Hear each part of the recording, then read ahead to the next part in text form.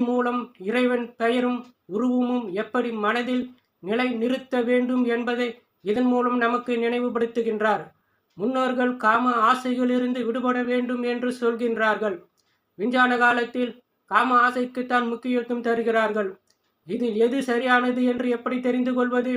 இறைவன் மற்ற உயிரினங்களுக்கு எப்படி வாழ வேண்டும் என்பதை மூளையில் பதிவு செய்து விட்டார். அதன்படி அது செயல்படுகிறது. மனிதர்களுக்கு சிந்திக்கின்ற தன்மை, பேசும் சக்தி, உணர்வுகள், எப்படி மனிதர்கள் வாழ வேண்டும் என்பதை உணர்வின் மூலம் வெளிப்படுத்துகின்றார். அந்த உணர்வு அடுத்ததை பார்க்கும்போது எப்படி சிந்திக்கின்றோமோ அதான் நாம் வாழும் முறை.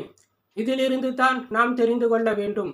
யார் சொல்வது சரியானது என்பதை முன்னோர்கள் உணர்வுகளின் சரியாக சிந்தித்து வாழ்வை வகுத்தார்கள். விஞ்ஞானம் உணர்வை அழித்து ஆசைகளை வளர்க்கின்றான்.